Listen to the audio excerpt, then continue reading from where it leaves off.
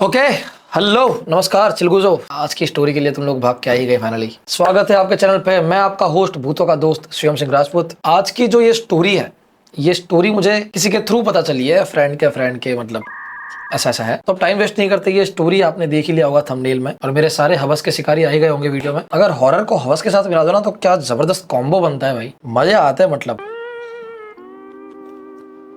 खैर, तो आज की स्टोरी है एक यक्षिणी पे। यक्षिणी होता क्या है, पहले तो आपको ये समझना पड़ेगा यक्षिणी क्या होता है। कई जगह पे आज भी, कई सारे गाँव में इंडिया के आज भी कहा जाता है कि जहाँ पे जंगल वाला एरिया होता है, बहुत ज्यादा जंगल होता है जहाँ पे, वहां पे रात के वक्त पेड़ों के पास कहता है यक्षिणी रहती है। ये यक्षिणी एक्चुअल में एक पिशाचिनी होती है, राक्षसनी होती है। और ये करती क्या है वो सारी डिटेल में आपको बताऊंगा स्टोरी के अंदर। तो स्टार्ट करते हैं आज की स्टोरी। आज की स्टोरी है एक राहुल नाम के बंदे की, और ये स्टोरी बहुत ही ज्यादा डार्क होने वाली है। तो प्लीज हेडफोन्स लगा लो, अलग से बैठ जाओ, कहीं जाके आपका टाइम निकालो, 20-25-30 मिनट कितने का वीडियो होगा पता नहीं मुझे। साइड पे जाकर बस बैठ जाओ और बस एंजॉय करो। आधा घंटा मुझे दे दो, और ना मन करे तो यक्षिणी को दे देना जाके। तो राहुल बेसिकली शहर में रहता है अच्छे खासे, गुजरात का ही होता है। राहुल नाम का एक लड़का होता है, उसके 3 दोस्त होते हैं, करण, माधव और राकेश। अब ये चारों एकदम जिगरी यार होता है, हमेशा साथ में रहता है, घूमते फिरते हैं, सब कुछ साथ में करते हैं 24 घंटे। तो कॉलेज जब इनका खत्म हो जाता है, वैकेशन होते हैं, अभी जॉब वॉब ढूंढ रहे होते हैं, तो ये सोचते हैं कि भाई जॉब जब सबकी लगी जाएगी तो सब अलग अलग हो ही जाएंगे, तो उससे पहले एक ट्रिप करके आता है। तो राहुल जो है वो होता है केरला का। तो ये अपने दोस्तों को कहता है कि तुम लोग ना मेरे साथ मेरे गाँव चलो, वहाँ पे बहुत एकदम ब्यूटी है, सब कुछ एकदम खुशनुमा है, बहुत मजा आएगा जाके, और काफी खूबसूरत भी है केरला, आपको पता ही है। तो समझो तुम मेरे साथ गाँव चलो, गाँव दिखाता तुमको। तो ये तीनों एक्साइटेड थे भाई, गाँव कभी देखा भी नहीं है बहुत ज्यादा, तो गाँव जाता है। अब ये लोग निकल जाते हैं गाँव के लिए। राहुल खुद अपने गाँव बहुत टाइम से बचपन में गया होता है, उसके बाद गया नहीं होता, क्योंकि सिटीज में आप लोगों को पता ही है कि ज्यादा जाना होता नहीं है वापस गाँव, सब अपने अपनी जिंदगी में व्यस्त हो जाते हैं। तो फाइनली उनको ये मौका मिल चुका था गाँव जाने का, तो सारे के सारे जाते हैं गाँव। चारों बड़े मस्ती करते हुए बढ़िया ट्रेन में जाते हैं, मस्ती करते हैं, मजे करते हैं, फाइनली पहुंचते हैं अपने गाँव। राहुल का जो गाँव का घर होता है काफी बड़ा घर होता है, ऐसे ह्यूज एरिया में ऐसे फैला हुआ होता है। तो इनके दोस्तों को देख के तो एकदम क्रेजी हो जाता है, भाई राहुल तो इतना पैसे वाला है एकदम। तो राहुल बताता है कि नहीं, मेरे दादा की थी, वो मेरे चाचा के नाम करके चले गए। तो मतलब बेसिकली चाचा के घर पे आए थे, व्हाटएवर, हर घर की कहानी। तो अब बेसिकली चारों जाते हैं, मजे करते हैं गांव में, 1-2 दिन फुल मजे करते हैं, घूमते हैं ये वो। अब एक दिन रात को क्या होता है, ये चारों जब बाहर बाइक राइडिंग कर रहे होते हैं, घूम घूम के आ रहे होते हैं, तो उनके पास में ही, पड़ोस में ही जिनका घर होता है, वो अचानक से बाहर आके उनको पूछता है, रमाकांत अंकल नाम होता है उनका। वो बोलते कि अरे रात को कहाँ से आ रहे हो लोग? तो वो बताता है कि अरे हम यहाँ घूमने गए थे। तो वो बोलते कि अरे तू तो उनका बेटा है ना, जो उनके पापा होते हैं, उनका नाम बोलते हैं कि ये तू तो उनका बेटा है ना, बहुत टाइम बाद गाँव आया बेटा। तो बोलता है कि अरे हाँ यार, मेरा आना होता नहीं है, हमारी कॉलेज वॉलेज अभी खत्म हुई है, तो छुट्टी हो, मैं सोचा दोस्तों को लेके आ जाऊँ, तो आ गया। तो उन्होंने कहा कि बेटा वो तो ठीक है, लेकिन रात को ना, देर रात गए तुम वो जंगल की ओर मत जाया करो, जंगल की ओर से गुजरना मत। और आपको पता ही है, 4 लौंडे जिंदा भेड़िए युवान अवस्था में अपने वेकेशंस पे आए हैं, तो क्या आप जिस चीज की मना करोगे वो नहीं करेंगे? तो भाई माधव ने पूछा कि भाई क्यों नहीं जा सकते वहां पे, क्या हो गया जंगल साइड जाने में? तो रमाकांत जी कहते हैं कि वहां पे मत जाओ, वहां पे यक्षिणी का वास है। ये सुन के चारों के कान खड़े, ये है क्या? एकदम से पूछा भाई माधव की भी, ये यक्षिणी कौन है भाई, मेरे को जानना है, ऐसा कौन है भाई, हम क्यों नहीं मिल सकते उसको? तो कहते यक्षिणी से अगर मिलोगे तो तुम वापस आओगे नहीं, क्योंकि वो है एक जिंदा चुड़ैल, चुड़ैल भी नहीं, राक्षस नहीं, पिशाचिनी भी कह सकते उसको। तो राकेश को एक्साइटमेंट होती है कि भाई कौन यक्षिणी, बताओ हमें कौन है, क्यों, मतलब नए नए लौंडे होते, जवान गर्म खून, तो पूछते भाई क्यों, किस तरह से भाई, कहाँ पे मिलेगी हमको और क्यों नहीं मिल सकते, ये एक्साइटिंग चीज लगती है उनको। तो वो पूछते हैं। रमाकांत जी कहते हैं कि यक्षिणी एक्चुअली जंगलों में वास करती है, हमारे गाँव में बहुत मान्यता है इस चीज की काफी टाइम से, और कई लोग गायब भी हुए हैं जवान लौंडे। और आप अगर देर रात गए उस जंगल से गुजरते हो, और आप अगर कुंवारे हो, जवान अवस्था में हो, तो यक्षिणी आप पे वार करती है, पर वार वो डायरेक्टली नहीं करती, वो आपको सिड्यूस करती है, मतलब आपको पहले वश में करती है, फिर आपको सेक्सुअली सिड्यूस करती है। आप जब उसकी पूरी कैद में आ जाओगे, लाइक मुझे करना है इसके साथ में, व्हाटएवर जो भी है, जब आप इंटीमेट करने के लिए रेडी हो जाते हो, वो आपको इतना ज्यादा पजेस कर लेती है कि उसकी आंखों में देखने से आप पजेस हो जाते हो कि बस अब मुझे इंटीमेट होना है इसके साथ में। वो इस हद तक सिर्फ आंखों में देखने से आपको वश में कर लेती है। एंड जब आप उसके पास उस इंटेंशन से जाते हो, शुरू होने के बाद में ये प्रक्रिया, वो आपको अपने नुकीले नाखूनों से, लंबे दांतों से वहीं चीर फाड़ खाती है और आपको खत्म कर देती है। तो ये बहुत प्रचलित था उस गांव में, और कई लोग वहां मानते भी थे। तो रात गए, कोई भी जवान लड़का रात को घर से बाहर नहीं निकलता था, जंगल की ओर तो कोई जाता ही नहीं था। मतलब ये बता दिया, ये लोग वापस घर पे आ गए, ठीक है होगा। लेकिन लौंडे करण और राहुल तो वापस आ गए, सो गए थे। राकेश और माधव, उन दोनों को चुल मची थी कि भाई रात भर बात कर रहे, 2-3 बज गए कि भाई ऐसा क्या है यार, क्यों इस तरह से, कि भाई मिल जाए। अगर सच में ऐसा है कि ये कोई है जो इंटीमेट होने का मौका देती है, समझ रहे हो? अब जवान लौंडों में हवस भरी हुई होती है, समझ रहे हो? वो नहीं देखते फिर कि क्या भूत चुड़ैल पे लो। उनके दिमाग में जग्गी लालच कि भाई नहीं भी अगर कोई मिली कोई बात नहीं, एडवेंचर हो जाएगा, गांव में आया नया नया, सब देखेंगे क्या क्या चल रहा है। तो कुछ बाद में आके स्टोरी बताने को रहेगी इन दोनों को। उनको पता था कि करण तो सो गया था और राहुल को बताएंगे तो मानेगा नहीं, तो वो दोनों ही रात को बाइक लेके निकल जाते हैं जंगल की ओर, ये सर्च करने की यक्षिणी मिलती है तो क्या उसके साथ हम वो सब चीजें कर सकते हैं या फिर क्या कुछ होता है। दिमाग में हवस को लेके वो लोग बढ़ गए। जंगल में गए, वहां पे बाइक पार्क करी और अंदर जाके ढूंढने लगे, जोर जोर से चिल्ला रहे जंगल में जाके, अरे यक्षिणी आ गया मैं, कहाँ पे है तू, जल्दी आ जा। और ढूंढ रहे, चिल्ला रहे, हंस रहे हैं, मजे कर रहे हैं। वो लोग एक्चुअली दारू की छोटी सी बोतल भी लेके गए थे, पी रहे हैं दारू, मजे कर रहे हैं, कहीं भी कुछ भी थूक रहे हैं और हर पेड़ पे जाके जोर जोर से चिल्ला रहे हैं, अरे यक्षिणी आ जाना भाई, मेरे को मजे तो दे दे। जोर जोर से चिल्ला रहे हैं और उसे इरिटेट करने की कोशिश कर रहे हैं कि कैसे भी करके आ जाए। नशे में तो वैसे भी इंसान गायब भी हो जाता है, पर हद तब पार हो जाती है जब माधव अपना पैंट उतार के एक पेड़ पे सुसु करने लग जाता है और कहता है कि अरे यक्षिणी जल्दी आ जा, देख अब तो इनवाइट भी कर रहा हूँ तुझे मैं। ऐसा करके वो वहाँ पे सुसु कर देता है। उस वक्त तो राकेश भी हंसी रहा होता है कि भाई ठीक है, मजे तो ले रहे हैं, क्या ही है, चल जाएंगे आधे घंटे में वापस। तो हंसते खेलते चिल्लाते मजे लेते हुए वो लोग सोचते हैं कि भाई कुछ है नहीं, अब चलते हैं यहाँ से। सुसु करके वो पैंट वैंट चढ़ाता है, 5 मिनट होता है, बट पेशाब करने के 5 मिनट बाद ही अचानक से राकेश के इधर एकदम बीचों बीच फॉरहेड के बहुत भयंकर दर्द होना शुरू होता है। वो एकदम से बोलता है, माधव यार मेरे को सर में इधर दर्द हो रहा है। माधव कहता है कि यार मेरे को भी दर्द हो रहा है यहाँ पे सेम। तो दोनों को सेम टाइम पे एक ही जगह पे सेम दर्द होना शुरू हो जाता है। थोड़ा अजीब सा लगता है कि यार एक ही जगह पे एक ही दर्द अचानक से कैसे हो सकता है, लेकिन ये सोचने जाते इतना है तो 5 मिनट में उनको दर्द बहुत ज्यादा बढ़ जाता है। दोनों एकदम से बैठ जाते हैं कि यार बहुत दर्द हो रहा है, जैसे कोई चीर रहा है सर ना, बहुत दर्द होता है, बहुत पेट में वहीं पे बैठ जाता है और कहता है कि भाई निकलता है यहाँ से, पर उठने की हिम्मत नहीं हो रही है। वहीं बैठे हुए हैं, चिल्ला रहे हैं लेकिन हिल नहीं पा रहे। अब उनको लग रहा है कि यार सच में कुछ नेगेटिव एनर्जी है यहाँ पे, फील होता है कि भाई निकलना पड़ेगा कुछ भी करके, लेकिन अब हिल नहीं पा रहे। तो वो सोचते हैं कि यहीं पे आंख बंद कर लेते हैं, रेस्ट कर लेते हैं, उठेंगे तो क्या पता सही हो जाएगा, तो लेट जाते हैं वहाँ पे। अब ये पड़े हुए हैं वहाँ पे पेड़ के पास में, दर्द से कर्रा रहे हैं और लेटने की कोशिश कर रहे हैं कि आंख कुछ करके लग जाए इनकी। वहाँ सोने की जैसी हालत थी नहीं, वैसे बिल्कुल घना जंगल था, रात हो रही थी और साथ में जंगल के जानवरों का भी डर था, लेकिन उस वक्त उनसे निकला ही नहीं गया वहाँ से। तो सोचे कुछ टाइम के लिए यहाँ पे लेट जाते हैं, सोने की कोशिश करते हैं, आंख बंद करते हैं मुश्किल से, एंड सडनली माधव के कान में आवाज आती है, बनी। माधव एकदम से शॉक होता है और बोलता है, अरे राकेश तू क्या बोल रहा है मेरे कान में। राकेश कहता है कि मैंने क्या बोला भाई। बोलता है मेरे कान में आके तू बोल रहा है कुछ तो बनी ऐसा करके। राकेश बोलता है क्या तेरे को कान में कोई आवाज आ रही है। बोलता हाँ मेरे कान में आवाज आ रही है, कोई मेरे को बनी एकदम कान के पास आके बनी ऐसे बोल के गया। अब बनी का मतलब होता है कन्नड़ लैंग्वेज में कम, मतलब आजा, इनवाइट कर रहा है कोई। इनको नहीं पता था, इनको बस कान में आवाज आई। अभी भी ये बिलीव करने को रेडी नहीं है कि ऐसा कुछ इनके साथ हो रहा है। बोलते कि अरे तू ही कर रहा है पक्का, तू मेरा मजे ले रहा है ये वो। राकेश भी परेशान हो जाता है, बोलता है मैंने कुछ नहीं किया है, सच में मैं खुद डरा हुआ हूँ। यहाँ पे आंखें दोनों की बंद है, दोनों दर्द से कर रहा है। फिर सोने की वापस कोशिश करते हैं कि वहाँ पे बस कुछ करके नींद आ जाए। राकेश के कान में अचानक से आवाज आती है, बेगवा की बन्नी, मतलब कि जल्दी से मेरे पास आ जाओ। कोई एकदम सेडक्टिव आवाज में उनके कान के पास आके एकदम बेगवा की बन्नी ऐसा बोलता है। राकेश एकदम से शॉक होता है, बोलता है तूने अब मेरे कान में कुछ बोला। बोलता है अरे मैं नहीं बोल रहा, सच में मुझे भी आ रही है आवाजें। बोलता है कि मेरे कान में कोई वेगवा की बन्नी ऐसा बोल के गया, क्लियर, क्रिस्टल क्लियर एकदम कान के बगल में। ये डर जाता है, पर इनकी आंख अब खुल नहीं रही है, खोल ही नहीं पा रहे, कितना भी कोशिश कर लिया नहीं खोल पा रहे। एंड सडनली सब शांत हो जाता है। ऐसा लगता है कि पूरे जंगल की आवाज एकदम से जीरो हो गई है, किसी ने वॉल्यूम जीरो कर दिया है कान का। 5 सेकंड एकदम साइलेंस बना रहता है वहाँ पे। एंड सडनली माधव और राकेश दोनों साइड साइड में बैठे होते हैं। माधव के राइट कान से लेके पूरे मुंह पे कोई एकदम नजदीक से फूंक मार के जाता है, जैसे कोई सिड्यूस कर रहा हो करके। कोई सिड्यूस करते हुए उसके कान से लेके मुंह के ऊपर फूंक मारते हुए जाता है। वो वहीं स्टब हो जाता है।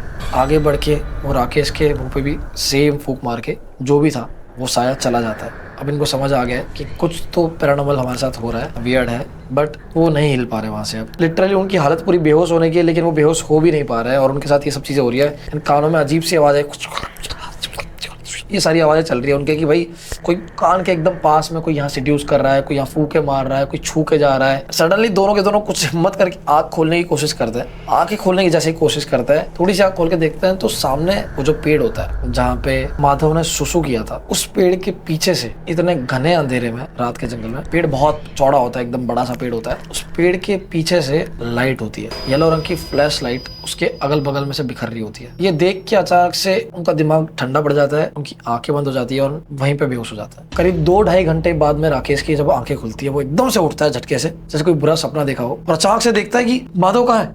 माधव को जैसे ही वो देखने जाता है, माधव वहां पे नहीं होता है, माधव वहां से गायब हो चुका था। अब राकेश डर के मारे जोर जोर से चिल्लाता है, माधव माधव चिल्लाता है। पूरे जंगल में उसकी आवाजें गूंज रही होती है, लेकिन सुनने वाला कोई नहीं होता सिवाय एक के। अब माधव माधव सब जगह पे चिल्ला रहा है, वो इधर उधर घूम रहा है, कहीं नहीं मिलता। थोड़ा सा जब वो आगे जाता है चिल्लाते हुए एंड सडनली देखता है कि वही पेड़ जिसके पीछे से बेहोश होने से पहले उनको उजाला दिखा था, उसके जस्ट सामने उसका दोस्त माधव खड़ा हुआ है, एकटक क्यों देख रहा है। वो अपने दोस्त को इस हालत में देख के एकदम तेजी से उसके पास बढ़ता है। जैसे उसके पास जा रहा होता है, अचानक से वो देखता है कि पेड़ के पीछे से एक लेडी ब्लैक साड़ी में, बाल पूरे खुले हुए, आंखें एकदम गोल, इतनी खूबसूरत लड़की, प्रॉपर फिगर है उस लड़की का, लंबी पूरी, इतनी खूबसूरत लड़की। वो बताता है कि उसने अपनी पूरी जिंदगी में नहीं देखी थी और ना वो इस धरती की लग रही थी कि इतनी खूबसूरत कोई हो सकती है। वो सीधा पेड़ के पीछे से निकल के माधव के सामने बढ़ रही होती है। ये देख के राकेश वही रुक जाता है एंड सडनली उसको क्लिक होता है कि यक्षिणी की बात बताई थी रमाकांत जी ने। ये सोच ही रहा होता है कि वो यक्षिणी धीरे धीरे माधव के पास आती है, माधव के सामने आके रुक जाती है और ये राकेश देख रहा है। वो एकदम से उठ के झाड़ियों के पीछे छुप जाता है देखने के लिए कि क्या होगा अब, क्योंकि वो ना वहां पे जा सकता और ना अपने दोस्त को छोड़ के भाग सकता। वो उसके दोस्त को पकड़ती है, कॉलर से पकड़ के उसको पेड़ के पास ले जाती है और वहां उसे बिठाती है। अब वो पूरी तरह से उसके कंट्रोल में था, मतलब लिटरली माधव को अगर ऐसे करके ऐसे रख दिया तो उसका हाथ यही रहेगा। इस तरह से उसको पूरा वश में कर रखा था, उसको बिठाया, वहां बैठ गया। अब राकेश के भी सामने उस लेडी ने, उस औरत ने अपनी साड़ी उतारना शुरू किया। वो अपने काले रंग की साड़ी अपने बदन पे से उतार रही थी और उतारते उतारते उसने भी पूरी साड़ी उतार दी और पूरी नग्न अवस्था में वहाँ पेड़ के पास उसके दोस्त माधव के सामने खड़ी थी। राकेश को कुछ समझ नहीं आ रहा था कि वो क्या करे, तो वो फोन खोल के वीडियो बनाने लग गया, not for personal purpose but to give proof कि भाई ये सब हुआ। अब अंधेरी रात में जंगल के बीचों बीच एक पेड़ के पास एक रैंडम लेडी, औरत जो बहुत ज्यादा खूबसूरत है। पहली बात तो वो वहां पे आई कैसे इतनी रात को, वो उजाले से वो निकली और वो अचानक से सीधा माधव के पास जाके उसको सिड्यूस कर रही है, उसके सामने निर्वस्त्र हो गई है पूरी। और अब वो आगे बढ़ के नीचे बैठ के माधव के कपड़े उतार रही है और 2 मिनट के अंदर राकेश के सामने उसके दोस्त माधव को पूरा नंगा कर देती है। राकेश ये मंजर देख रहा होता है कि वो क्या करे, कैसे बचाए उसके दोस्त को, लेकिन उसके पास हिम्मत नहीं होती कि वहां पे जाके कुछ कर दे, क्योंकि अगर वो वहां चला गया तो यक्षिणी उसके साथ भी शायद सेम ही करेगी और भागने का ऑप्शन नहीं था, क्योंकि दोस्त को छोड़ के कैसे जाए। अब उसकी आंखों के सामने वो माधव को लिटा देती है और उसके साथ इंटीमेट होना शुरू करती है। वो वहां पे इंटीमेट हो रहा है, साफ ये चीज राकेश देख पा रहा है लेकिन कुछ कर नहीं पा रहा, एंजॉय के अलावा। अभी नहीं, अभी कॉमेडी नहीं प्लीज। यक्षिणी अब माधव को उसके सर से पकड़ती है, उसे उठाती है और माधव को चुम्बन करना स्टार्ट करती है, उसे किस करना स्टार्ट करती है। जैसे उसे किस करना स्टार्ट करती है 2 मिनट तक राकेश देख पाता है पीछे से कि वो किसिंग पोजीशन में है। अब राकेश का व्यू ये था कि उसको पेड़ दिख रहा था, सामने उसका जो दोस्त था वो लेटा हुआ था और उसके ऊपर जो यक्षिणी थी वो थी, तो वो यक्षिणी की सिर्फ पीठ देख पा रहा था। जब माधव को उठा के उसने किसिंग पोजीशन में लाया तब वो माधव की शक्ल देख पा रहा है, लेकिन माधव सिर्फ एकटक उसी को देख रहा है, यक्षिणी को। वो कुछ रिप्लाई नहीं दे रहा, सिर्फ उसके सामने देख रहा है। 2 मिनट बाद जब यक्षिणी माधव को पकड़ के दूर करती है तो राकेश देखता है कि वो उसके होठ लिटरली पूरे खा चुकी है, उसके होठ मुंह से बाहर आ रखे हैं, ये पूरा गायब है, फटा हुआ है। ये देख के राकेश इतना ज्यादा घबरा जाता है, अभी तो इतना होता ही है, उससे पहले यक्षिणी वापस एक और बाइट लेती है और डायरेक्ट उसकी नाक खा जाती है। उसके सामने माधव का पूरा चेहरा खा रही थी वो। ये देख के राकेश को कुछ समझ नहीं आया कि मैं क्या करूं। नीचे से एक पत्थर उठाया और खींच के यक्षिणी को दे मारा। यक्षिणी को जैसे ही उसने पत्थर मारा, यक्षिणी ने ऑन द स्पॉट कुछ 0.1 सेकंड के रिफ्लेक्शन दिए और बॉडी उसकी उल्टी थी, उसने अपनी गर्दन 180 डिग्री उल्टी घुमा दी, मतलब ऐसे बैठ के सीधा एकदम से पीछे सीधा। अब वो राकेश को देख रही थी एकटक, और जब उसने यक्षिणी को देखा वो बहुत अलग थी। पहले जब उसने देखा था वो सबसे खूबसूरत लड़की थी और अब जब वो देख रहा था तो ऐसा लग रहा था कि इससे ज्यादा बदसूरत और खौफनाक शक्ल इसने आज तक नहीं देखी। उसकी इतनी बड़ी आंखें थी, लिटरली आधे से ज्यादा फेस उसकी आंखों से कवर हो रहा था और स्माइल पूरे फेस पे थी, यहाँ से लेके यहाँ तक पूरा रेड था, लाल रंग का फेस जैसे किसी ने पेंट किया हो। ये यक्षिणी थी, उसके सामने देख के स्माइल कर रही थी और उसके मुंह के अंदर उसके दोस्त के होठ थे जो वो चबा के खा रही थी। एंड माधव अभी भी कटी नाक और कटा हुआ होठ लेके स्माइल करके उसको ही देख रहा था। राकेश एक पल वहां नहीं रुका, वो ऑन द स्पॉट जितनी ताकत हो सकती थी उतना तेजी से भागा, इतना तेजी से भागा भागा भागा भागा, भाग के कैसे ही बस जंगल से उसे बाहर निकल रहा था, लेकिन भागते कंटिन्यू उसको ऐसा लग रहा था कि उसके पीछे कोई है जो उसका पीछा कर रहा है। कंटिन्यू उसकी आवाजें आ रही है, ऐसा लग रहा है भागते हुए कोई कान पे फूंक मार रहा है, उसके कोई सर पे हाथ फेर रहा है, वो भाग रहा है कुछ सोचे बिना, बस भाग रहा है भागते हुए। फाइनली वो राहुल के घर पहुंचते हैं और धड़ाम से एकदम गेट खोलता है, जाके सीधा राहुल के पास पहुंचता है। राहुल जग जग जग, दोनों दोस्तों को जगाता है और करण और राहुल बोलते हैं क्या हो गया भाई, रात को क्यों जगा रहा है। वो सब कुछ बताया था कि हम लोग रात को ऐसे ऐसे गए थे, जब ना बोला था और यक्षिणी मिल गई हमको, सब कुछ बताया था। राहुल और करण उसकी बात का भरोसा करते नहीं है। क्यों कोई करेगा? बोलते अरे यार रात को प्रैंक मत कर यार, दिन में करना है। बोलता है अरे भाई सच में देख ले भाई, कहाँ है हमारा दोस्त, गायब है। बोलता छत पे होगा, नाटक मत करो, प्रैंक वैंक बाद में कल करना हो। भाई मानते ही नहीं है। लिटरली वो बंदा 2 घंटे तक रोता है उनके आगे, तब थोड़ा बहुत सीरियस होता है और बोलते हैं सच बता तुम लोग गए थे क्या?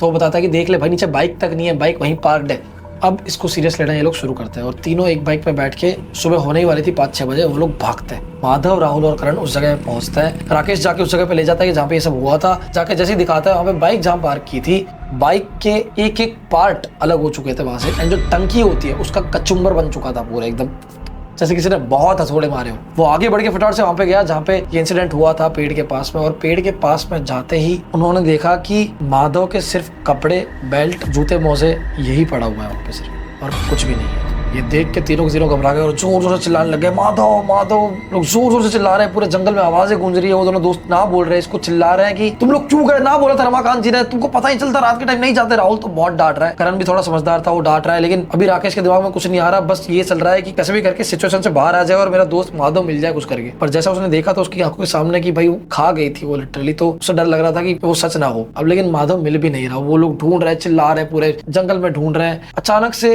राहुल और करण नोटिस करते हैं कि वो दोनों तो साथ में, लेकिन ढूंढते ढूंढते अचानक से राकेश गायब हो गया। अब ये लोग माधव को छोड़ के राकेश को ढूंढना स्टार्ट करते हैं कि राकेश कहाँ गया। राकेश को खोजते हैं इधर उधर, राकेश राकेश चिल्लाते हैं, एंड वापस उसी जगह पे पहुंचते हैं जहां से हमने स्टार्ट किया था, पेड़ के पास। वहां पे राकेश उनको खड़ा हुआ मिलता है, सेम उसी पोजीशन में जिस पोजीशन में माधव राकेश को मिला था पिछली रात। ऐसे ही खड़ा होता है, पेड़ को एक टक घूर रहा होता है। ये दोनों एकदम से जाते हैं और राहुल और करण उसको जोर से हिलाते हैं कि भाई क्या हो गया, तो क्यों देख रहा है पेड़ को, पागल है क्या, डरा रहा है फालतू में, तुम लोग सच बता दो कोई प्रैंक व्रैंक कर रहे हो तो, या मैं जा रहा हूं हम लोग यहाँ से। तो राकेश एकदम झटका खा के उठता है और इन लोगों की बात का उस पर कोई असर ही नहीं है। वो बिल्कुल ब्लैंक हो चुका है, उसको कुछ समझ नहीं आ रहा क्या। बोलते हैं पता नहीं यार भाई, मैं यहाँ पे आया और पेड़ को मैंने बस देखा, मैं घूर रहा था और मैं घूरते चला गया, मैं ब्लैंक हो गया, मेरा दिमाग कहाँ चला गया मुझे पता भी नहीं है। मैं खड़ा हूँ पिछले कितने टाइम से, वो पिछले 15-20 मिनट से वहीं खड़ा था, उसको पता तक नहीं था। ये सिचुएशन समझ के राहुल और करण डर जाते हैं। वो सोचते हैं कि ये डरावनी बात है, क्योंकि माधव का तो पता नहीं चल रहा, लेकिन हमारा दोस्त भी वैसी हरकतें कर रहा है तो सबको नहीं गवा सकते। तो राहुल का तो वो गाँव था, तो वो जाता है फटाफट से घर पे। तीनों डरे हुए होते हैं बहुत ज्यादा, लेकिन वहां पे घर पे दिखाते नहीं है कि ऐसा कुछ हुआ है। जाके अपने दादाजी से राहुल बात करता है वैसे ही रैंडमली, यक्षिणी के बारे में, ये है वो है। और सिर्फ यक्षिणी के बारे में नहीं, बहुत सारी बातें वो करता है कि कैसे कैसे गाँव में क्या क्या होता है, काला जादू कैसे होता है, भूत पिशाच, ये वो। तो बात बात में दादाजी बताते हैं एक बाबा के बारे में जो उनके गांव में ही रहते होते हैं। जो वो बाबा है उससे कोई पूरे गांव कोई बात नहीं करता, गांव के एकदम कोने एज पे रहता है वो, और उससे कोई बात नहीं करता, ना कोई उसके मुंह लगता। लेकिन उस बाबा के बारे में बताते हैं कि वो काफी सिद्ध बाबा है और उसने काफी सिद्धि हासिल कर रखी है, वो चीजों को काबू कर लेता है, ये वो चीजें पता चलती है। राहुल करण को और राकेश को लेके ऑन द स्पॉट बाइक पे भागता है फटाफट से बाबा के पास। बाबा का छोटा सा घर होता है, टूटा फूटा सा घर होता है जहाँ पे कोई नहीं जाता, कोई बात नहीं करता, गाँव से एकदम अलग होता है। जाता है, गेट खोलता है, बाबा वहाँ पे खाट पे लेटे हुए उनको मिलता है। बाबा एकदम से उठ के बोलता है कि मुझे बता तुम लोग क्यों आए। ये तीनों सुनते ही शॉक्ड, उनको पता नहीं रिएक्ट कैसे करना है और भाग भी नहीं सकते चाहे कितना भी डर लगे, क्योंकि ऑलरेडी सिचुएशन बहुत ज्यादा वर्स्ट है। वो आके बाबा जी को सारी सिचुएशन एक्सप्लेन करते हैं कि हमारे दोस्त को ऐसे हो गया, वो भाग गया, ये लोग रात को यक्षिणी के काबू में आ गए, सब कुछ बता देता है। बाबा आंख बंद करके सुनते हैं उनकी बात और कहता है कि तुमने बहुत गलत जगह पंगा ले लिया। एक एक चीज वो डिटेल में पूछता है राकेश से कि क्या क्या किया तुमने, तो वो बताया था ऐसे ऐसे हुआ और सूसू किया और सारी चीजें बताया था। तब बाबा जी बोलते हैं कि पेड़ जो वो था जिसपे सूसू किया था माधव ने, वो पेड़ यक्षिणी का घर था, उसमें जाके तुमने क्योंकि पेशाब किया तो वो उस चीज को छोड़ेगी नहीं। उसने और पूछा कि तुमने सच बताओ और उसको और किसी भी तरीके से उसको इरिटेट किया, छेड़ा, ये वो। तो बोलता है और कुछ नहीं, मैंने एक पत्थर से वार जरूर किया था। तो वो बोलता है कि अब यक्षिणी तुम्हारे बीच है, यक्षिणी तुमको नहीं छोड़ने वाली है, क्योंकि उस पोजीशन में इंटीमेट करते वक्त या फिर नॉर्मली भी कोई अगर उसको छेड़ दे, उसकी टेरिटरी में आने की कोशिश करे तो वो उसको छोड़ती नहीं, वो अभी नहीं तो बाद में तुम्हारा बदला जरूर लेगी। तो ये तीनों एकदम शरण में गिर जाते हैं कि बाबा बताओ हम कैसे इससे निकला, हमको हमारे दोस्त को पाना है, हमारे दोस्त हमको चाहिए, ये कैसे ठीक होगा, सब आप ही बताओ प्लीज, क्योंकि वही उम्मीद बचे थे जो बता सकते थे। तो बाबा ने ध्यान लगा के बताया कि इसीलिए आज भी जब वो लोग गए थे तब राकेश पेड़ के सामने देख के एकदम से स्तब्ध हो गया था, क्योंकि अभी भी वो उसे वश में कर सकती है कभी भी। इससे निकलने का उपाय के लिए उन लोगों ने बहुत रिक्वेस्ट की कि प्लीज बताओ बताओ बताओ बताओ। तब जाके बाबा ने बताया कि कोई खास उपाय तो है नहीं बचने का, लेकिन इतना कर सकता हूँ कि अगर तुमको अपने दोस्त को बचाना है तो हो सकता है, वो कंफर्म नहीं है लेकिन हो सकता है, जंगल में एक काला मंदिर है, रात को जाओगे तभी वो दिखेगा आपको। वो काला मंदिर आ जाता है रात को, पता नहीं कैसे, रात को जाओगे काले मंदिर में, वो यक्षिणी का वास है, मतलब कह सकते हो यक्षिणी का एक महल है खुद का। वहां पे जाके तुमको शायद ये हो सकता है कि माधव मिल पाए। और दूसरी बात, रही बात राकेश की, तो राकेश को अगर उसके चंगुल से छूटना है तो फिलहाल और कोई ऑप्शन नहीं है। बस एक चीज है, सिंदूर से वो डरती है, तो सिंदूर जो है वो उसने कहा कि तुम जब जाओ वहां पे तुम तीनों जब भी जाओ उसे बचाने के लिए या फिर ढूंढने के लिए, तो वो अपनी जेब में सिंदूर रख जाना। रात के टाइम वो मंदिर तुम्हें दिखेगा। शाम को वो जाते हैं बाबा के पास में, शाम से लेकर रात तक का वक्त होता है उनके पास तैयारी करने के लिए। तो वो औजार सब रेडी कर लेते हैं, हाथों में जितने आ सकते हैं, और रख लेते हैं सारे औजार कि भाई क्या पता कुछ काम लग जाए। शाम को रेस्ट करना सही समझते हैं, क्योंकि रात को उनको जाना था, अपने दोस्त को ढूंढना है। वो बहुत टेंशन में होते हैं, लेकिन टेंशन लेने से कुछ होने नहीं वाला था, क्योंकि सिचुएशन ऑलरेडी बहुत वर्स्ट हो चुकी थी। अब वो लोग सो जाते हैं एंड शाम से रात को उठ के फिर बाद में जाने की प्लानिंग करते हैं कि कैसे कैसे जाना है। घर पे वो किसी को नहीं बताते, क्योंकि बताएंगे और अगर माधव नहीं मिला तो सारी चीजें उन पे आ जाएंगी। तो अभी फिलहाल ये सोचते हैं कि सबसे पहले ये काम करता है, रात को जाके खोजबीन करता है जो काला मंदिर बाबा जी ने बताया। बाबा जी ने इतने कॉन्फिडेंस से बताया तो इन लोगों ने सोचा कि हाँ ठीक है। शाम को ये लोग रेस्ट करते हैं, तीनों सो जाते हैं थोड़ी देर के लिए। थोड़ी देर बाद अचानक से राकेश की आंख खुलती है। जैसे वो आंख खुलते वो उठता है तो देखता है कि रूम में सब सो रहे हैं, आधी रात हो चुकी है। एकदम से उठ के सोचता है कि यार आधी रात हो गई, किसी ने जगाया नहीं, यार जाना था दोस्त को बचाने के लिए, लोग पागल है क्या, जगह नहीं है। तो एकदम से जगाता है राहुल और करण को। राहुल करण जगो, पागल हो के रात हो गई, जाने दोस्त को बचाने अपने को, माधव वहां मर जाएगा, तुम पागल हो के सो रहे हो। ये दोनों उठते ही नहीं है। वो रात जो थी बड़ी डार्क सी, बड़ी अजीब सी वाइब थी। उसको ऐसा लगता है कि कुछ तो नेगेटिव एनर्जी है इस रात में। मतलब वो कोशिश करता है उन दोनों को जगाने की बहुत ज्यादा, लेकिन वो दोनों जगते ही नहीं। आधी रात हो गई है, उसको किसी ने नहीं जगाया और माधव को बचाने के लिए वो जा नहीं पाए। परेशान होकर आके घुमा ही रहा होता है। इतने में वो देखता है कि खिड़की पे यक्षिणी ऐसे लटकी हुई है। ये देख के राकेश एकदम से कूद के कोने में चला जाता है और बहुत जोर से कांपने लग जाता है, डर जाता है, और जो भी उसके हाथ में आता है वो खींच के मारने लग जाता है कि भाई क्या चाहती है तू मेरे से, तू चली जा यहाँ से। और पूरा जोर लगा के राहुल को और करण को जगाने लग जाता है कि जग जाओ यार, तुम पागल हो गए, यक्षिणी आ गई है, अपने को जाना है, मर जाऊंगा मैं। जगाता है, बहुत कोशिश करता है, जगाता है, कोई उठता नहीं है। बहुत कोशिश करता है जगाने की, उन दोनों में से कोई नहीं उठता। जब वापस वो खिड़की की ओर नजर मारता है तो यक्षिणी के साथ में उसका दोस्त माधव भी वहां पे होता है, और इस बार दोनों उसको देख के स्माइल कर रहे होते हैं। ये देख के वहाँ पे पॉज हो जाता है और जोर से चिल्लाता है कि तुम क्या चाहते हो मुझसे। यक्षिणी बड़ी प्यारी सी आवाज में बोलती है, उनकी कन्नड़ लैंग्वेज में बोलती है कि बस तू बाहर आ जाना, और कुछ नहीं चाहिए, बाहर आ जा। उसका दोस्त उसे स्माइल करके देख रहा है और यक्षिणी कहती है कि हाँ ना, पूरी जिंदगी के मजे दूंगी तो एक बार आ तो सही बाहर। राकेश एकदम से उसे लगता है कि पता नहीं क्या उसकी बॉडी में क्या एक करंट सा दौड़ा और झटका सा रिलीज होता है और सारा डर उसका भाग जाता है। खड़ा होता है, उसे पता है कि नहीं जाना है उसे। अब वो जब चल के गेट के पास जा रहा है, यक्षिणी हंस रही है, आजा आजा बनी बनी वेगवानी बनी बनी। अब वो चिल्ला रही है, उसका दोस्त भी चिल्ला रहा है और बाहर आने के लिए बोल रहा है। और जैसे ही गेट खोलता है एक जोर का झटका उसके मुंह पे लगता है और उसकी आंख खुलती है। वो सब जो देखा उसने वो सपना होता है। जैसे ही आंख खुलती है वो देखता है कि राहुल और करण उसकी छाती पे ही खड़े हुए और बोल रहे हैं कि तू कब से चिल्ला रहा है, तुझे कब से जगा रहा है, तू जग ही नहीं रहा। और चिल्लाया जा रहा है जोर जोर से कि भाई जगो जगो जगो, तो खुद नहीं जग रहा। तब वो सब बताता है कि मैंने सपने में ये देखा सब कुछ, और मुझे ये देखा कि तुम लोग सो रहे हो, जग ही नहीं रहे हो, यक्षिणी मुझे देखी, माधव मुझे देखा, सब कुछ बताता है। तो ये कहता है कि ये साइंस है यक्षिणी के होने के, तो अब हमें टाइम नहीं गंवाना चाहिए, हमें जाना चाहिए। ये जाते हैं जंगल में, तीनों जाते हैं बाइक पे, वहीं पार्क करते हैं। पार्क करके आगे बढ़ते हैं, उस पेड़ के पास से आगे होके जाते हैं। खूब ढूंढते हैं, 1-2 घंटे हो जाते हैं, कहीं कुछ मंदिर ऐसा कुछ नहीं मिलता। सडनली अचानक से करण देखता है कि लेफ्ट साइड से ना एक रोशनी सी आ रही है जंगल के दूर से। बोलता है कि और कहीं तो कोई क्लू दिख नहीं रहा, तो वहां पे चलता है। तीनों वहां पे जब जाते हैं, थोड़ा सा आगे जाते ही राइट साइड में देखता है कि एक अलग ही एक काफी बड़ा मंदिर बना हुआ है जो पूरा काले रंग का होता है। थोड़ी सी दूर पे 200 मीटर्स दूरी उनको मंदिर दिखता है, जबकि दिन में जब आए थे इतना पूरा ढूंढ लिया था तब उनको मंदिर नहीं दिखा। वो मंदिर को दूर से देखते हैं, समझ जाते हैं कि ये पक्का वही मंदिर है। तीनों अपने औजार वगैरह हाथ में लेके जा रहे होते हैं। सोच लेते हैं कि कोई भी बीच में आया तो बस देखना नहीं है, औजार चलाना है, उनको अपना दोस्त चाहिए। तीनों जाते हैं, मंदिर पूरा काला रंग का होता है, पूरा काला टूटा फूटा मंदिर होता है, पेड़ों से घिरा हुआ होता है पूरी तरफ से। एंटर करता है, एंटर करते ही वो जैसे ही देखते हैं डोम होता है, उसमें चारों तरफ सिर्फ खून के छींटे हैं, और वो भी फ्रेश। जैसे अगर करोगे तो हाथ में भी आ जाएगा, इतने ज्यादा फ्रेश छींटे, खून के छींटे लगे हुए हैं।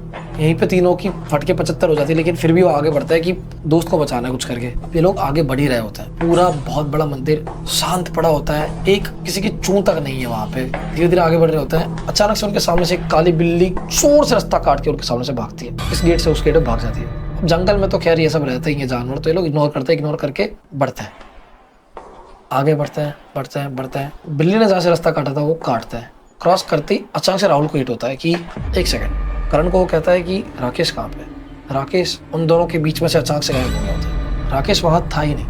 अब सुनसान मंदिर में आवाजें गूंज रही है कुछ भी बोलने पे, वहां पे जोर जोर से चिल्लाता है राकेश राकेश राकेश। पूरा मंदिर गूंज जाता है राकेश की आवाज से। बहुत बड़ा मंदिर होता है, एक बंदा इधर जाता है, एक बंदा उधर जाता है टॉर्च लेके, सब ढूंढता है, रात को कहीं नहीं मिलता। एकदम से वो देखते हैं ऊपर की ओर स्टेयर्स है, लेकिन वो स्टेयर्स वाली जगह वो लोग जब एंटर कर रहे थे तब सामने दिखनी चाहिए थी। वो जगह ऐसे लग रहा है कि अभी भी बन रही है, जैसे जैसे वो देख रहे हैं जैसे वो चीजें बन रही है। स्टेयर्स पे वो डिसाइड करते हैं कि ऊपर जाना है। स्टेयर्स पे धीरे धीरे चढ़ता है, स्टेयर्स चढ़ के जैसे ऊपर देखते हैं तो राइट साइड की दीवार के सामने राकेश खड़ा होता है और बस दीवार को घूर रहा होता है ऊपर। फटाफट से जाते हैं, राकेश को पकड़ते हैं और हिलाते हैं जोर से। राकेश इस बार रिस्पॉन्स कुछ नहीं दे रहा, बस वो ऊपर देखे जा रहा है। इधर ऊपर देखते हैं कि क्या देख रहा है, तो देखने पता चलता है कि एक कोई प्रतिमा बनी हुई है, मतलब जैसे कोई दीवार होती है जिसको कुरेद के, सपोज पत्थर से कुरेद के किसी की शक्ल बनाते हैं ना, शक्ल पूरे इंसान की फिगर ऐसे बना रखी है, किसी इंसान की फिगर बना रखी है दीवार को कुरेद के। अब अगल बगल में जब वो घूम के देखते हैं तो पूरे डॉम में जितना भी बड़ा था वहां पे बहुत सारे इंसानों की मतलब शक्लें बना रखी है, पूरा इंसान बना रखे, बहुत सारे अलग अलग सबकी शक्लें अलग अलग है, बहुत सारे इंसान बना रखे, वो भी सिर्फ ऐसे कुरेद के। इन लोगों को यहाँ पे पूरा वियर्ड लगना शुरू हो गया था कि ये जगह तो सेफ है ही नहीं हमारे लिए भी। सोचता है कि यहाँ से निकलना चाहिए, मे बी माधव को ढूंढने के चक्कर में तीनों भी जान ना गवा बैठे। अभी राकेश को एकदम जोर जोर से झंगोड़ते हैं, बोलते हैं कि उठना, पागल है कि, तो जवाब क्यों नहीं दे रहा। तो राकेश अचानक से ऐसा होता है और बोलता है कि हाँ भाई बोलना, क्या हुआ, जैसे कुछ हुआ ही नहीं है। बोलता है कि भाई हम ढूंढना है माधव को, तो यहाँ पे क्या कर रहा है और गायब क्यों हो गया, तीनों को साथ में रहना था, बात तो हुई थी हमारी। तो बोलता है हाँ भाई सॉरी। वो रिस्पॉन्स नहीं दे रहा उतना जितना वो पहले दे रहा था। उसके लिए सब कुछ नॉर्मल हो गया, वो बस घूमे जा रहा है, इधर उधर देखे जा रहा है। ये दोनों सोचता है कि मे भी शायद उसको ट्रॉमा पड़ गया हो, उसका दिमाग काम ना कर रहा हो, इसलिए तो ये लेके फिर भी चलते हैं राकेश को। उस वक्त जा रहे हैं, आगे आगे आगे जा रहे हैं। डोम के मिडल में एकदम बड़ी सी दीवार होती है, एकदम सेंटर में, और सेंटर दीवार पे वहां पे कुरेद के भी एक मूर्त बना रखी होती है, कुरेद के पूरा। और वो जो जिसको बना रखा होता है दीवार पे, वो और कोई नहीं, वो यक्षिणी होती है। इन दोनों को कुछ समझ नहीं आता कि इतनी सारी दीवार पे इतने सारे लोग थे, वो सारे मर्द थे, सारे के सारे मर्द थे, एक भी लेडी नहीं दिखी उनको, और सिर्फ एक सामने लेडी है इतनी बड़ी दीवार पे, इतनी बड़ी मिडल में, वो भी सवालों का समंदर चल ही रहा होता है उनके दिमाग में। इतने में पीछे से राकेश उंगली करके सामने बोलता है ये यक्षिणी है। ये दोनों जब ये सुनता है वो राकेश को एक साथ देखता है, कहता है कि तुझे पता है कि ये यक्षिणी है, तो तू इतना काम कैसे, तू भाग क्यों नहीं रहा और तू ऐसे रिएक्ट क्यों कर रहा है जैसे कुछ हुआ ही नहीं है। राकेश कुछ रिप्लाई नहीं देता, वो बस यक्षिणी को घूरे जा रहा है, मानो जैसे पूरा वश में कर लिया हो। अब ये दोनों समझ गए थे कि कुछ तो गड़बड़ है, वहां से भागने की सोचते हैं कि भाई यहाँ से निकलता है। इतने में ही उनके सामने से जेब में जो सिंदूर की पुड़िया पड़ी होती है राकेश के, जो बाबा जी ने बताई थी कि सिंदूर की पुड़िया रखना, उसकी जेब से फटाक से बाहर निकलती है दोनों के सामने, और सारा सिंदूर बिखर के वो यक्षिणी को जो कुरेद रखा था उसकी प्रतिमा जो थी उसके ऊपर गिर जाता है। जैसे ही वो गिरता है, मिली सेकेंड्स के अंदर सिंदूर के गिरने के मंदिर के चारों कोनों से एक लेडी के हंसने की आवाज आती है। राहुल और करण बहुत ज्यादा घबरा जाते हैं, वो दोनों भागने की कोशिश करते हैं। राकेश उन दोनों को हाथ से यहाँ पकड़ लेता है।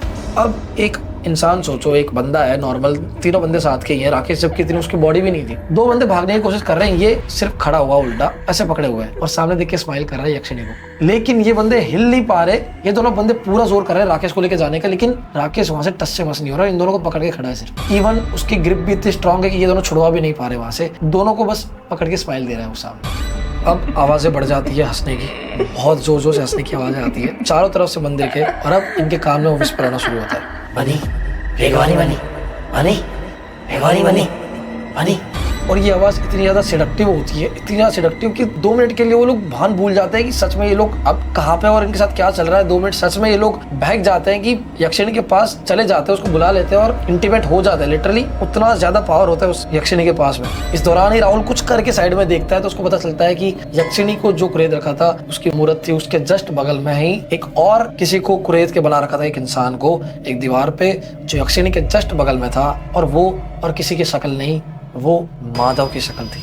और इन सब के बीच करण को वो तुरंत ये सब कुछ बताता है। जैसे वो देखते हैं दोनों वहाँ पे, वो दोनों समझ जाते हैं कि यहाँ पे पूरे डोम में जितने भी ये इंसानों को कुरेद रखा है, उनकी प्रतिमा टाइप्स बना रखी है, पत्थरों को काट काट के उनकी शक्लें पूरे इंसान बना रखे हैं, वो सारे वो लोग हैं जिसको यक्षिणी ने अपने जाल में कैद कर लिया और उनका भोग चढ़ा दिया। और अब देख के वो समझ चुके थे कि उनका दोस्त माधव जा चुका है और अब वो कभी नहीं आने वाला। ये लोग पूरी कोशिश करते हैं भागने की, छुड़वाने की कोशिश करते हैं कि राकेश पकड़ के खड़ा है बहुत इजीली, जैसे किसी गुड़ियाओं को पकड़ रखा हो उसने। साथ में यक्षिणी चिल्ला रही है, बुला रही है, सिड्यूस कर रही है, एंड सडनली उनके कानों के पास से वही हाथ फेरने की सेंसेशन शुरू होती है, कोई फूंक मार रहा है और करण के प्राइवेट पार्ट पे किसी का हाथ जाता है एंड वो प्रक्रिया शुरू होती है। करण बोलता है कि राहुल मेरे साथ कुछ हो रहा है, मैं सहन नहीं कर पा रहा। राहुल बोलता है कि भाई दिमाग ब्लैंक कर दे, तू कुछ सोच मत, बस ऐसे भाग जाएगा कुछ करके, तू एकदम दिमाग ब्लैंक कर दे, इन चीजों पे ध्यान मत दे, सोच के कुछ नहीं हो रहा। करण बोलता है कि भाई पॉसिबल ही नहीं है, मैं कुछ भी कर लूं, हो ही नहीं पा रहा। इतने में ये सब चल ही रहा होता है कि सामने से वो लोग देखते हैं, अचानक से सारी आवाजें शांत हो जाती है और जो मेन गेट था वहां से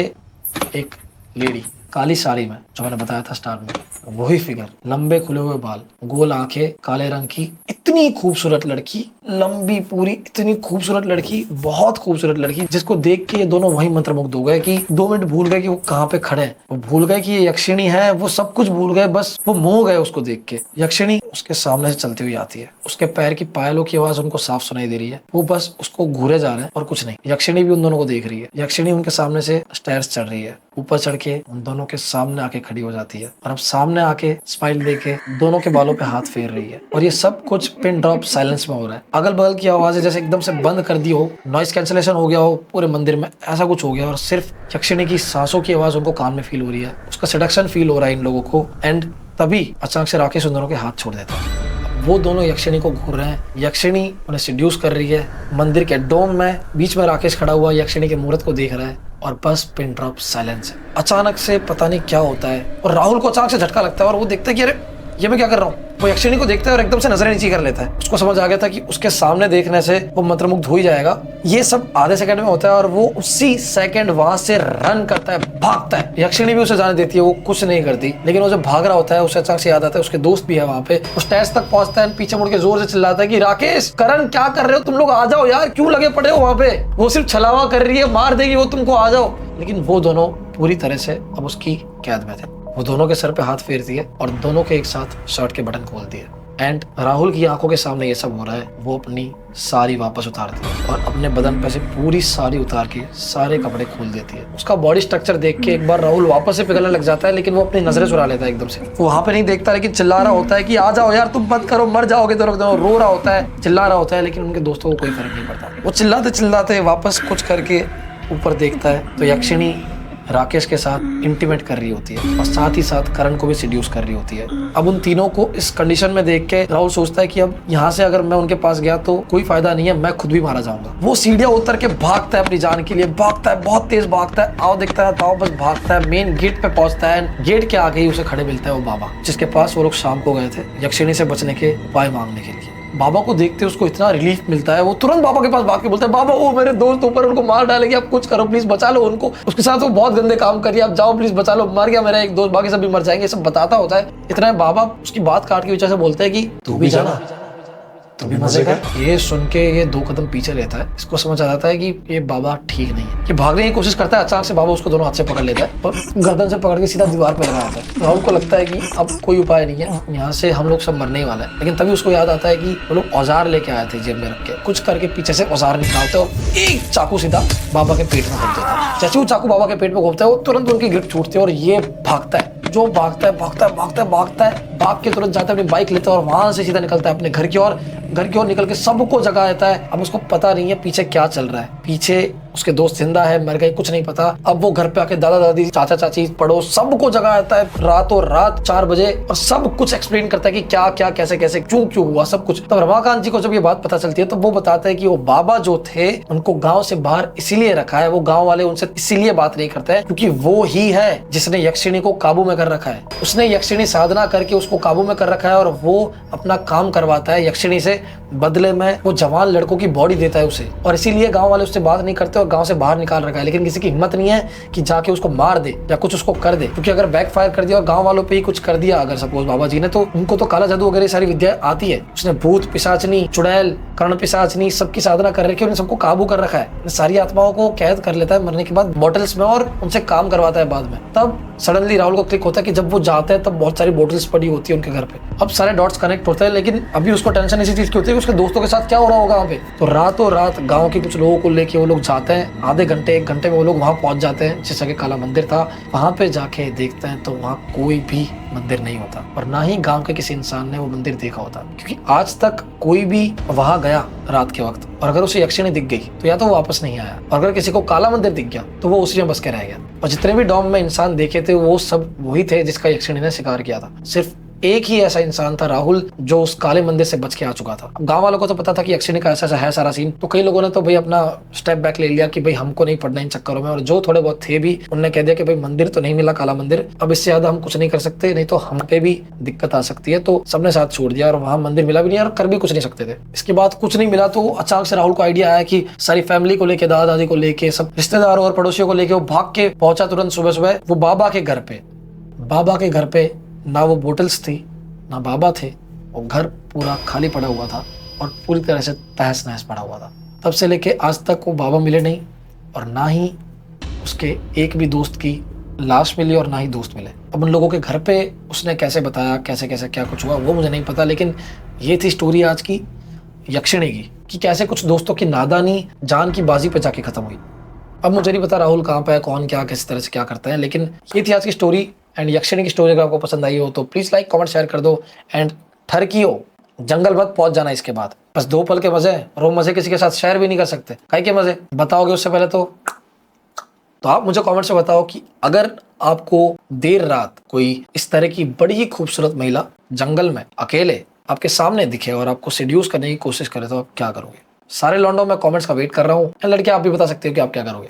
लड़कियां तो क्या होगा गाइस, आज के लिए बस इतना ही। बस जाने से पहले ये कहूंगा कि मेरा एक वीडियो यूट्यूब पे आया है जो व्लॉग चैनल पे आया है, जिसमें मैंने अपनी यूट्यूब की सारी जर्नी, प्लस आप लोग अगर यूट्यूबर हो या फिर यूट्यूबर बनना चाहते हो तो सक्सेसफुल यूट्यूबर कैसे बन सकते हो उसकी टिप्स ट्रिक्स, बड़े ही इजी हैक्स जो यूट्यूब पे आपको कोई नहीं बताएगा। एंड साथ में मेरी यूट्यूब अर्निंग, मैं कितना कमाता हूँ यूट्यूब से, सब कुछ बताया हुआ है। क्योंकि आप लोगों को लुगाइयों की तरह आदत बड़ी होती है ना जानने की, यार जान लो आप तो मेरे ही बनते हो। तो जाओ वीडियो अगर आपको देखनी है, डिस्क्रिप्शन में आपको पहले लिंक मिल जाएगी नीचे ही, जाके वो वीडियो जरूर देखना और उस चैनल को सब्सक्राइब भी कर देना, क्योंकि मेरी डेली लाइफ की अपडेट्स मैं वहां पे देता हूँ। हर रोज ब्लॉग्स डालता हूँ, क्या चल रहा है क्या नहीं, मेरे हॉरर वीडियोस, रोस्ट वीडियोस, सारी वीडियोस, कॉमेडी वीडियोस, लेट क्यों हो जाती है या फिर क्या कर रहा हूँ, कहाँ घूम रहा हूँ, सब कुछ मिलता है। तो मेरी रोजमर्रा की जिंदगी से जुड़ने के लिए subscribe to the channel Shivam unfiltered, okay. और इस चैनल को भी कर दो अगर नए हो तो, ठीक है। Bye, love you, bye.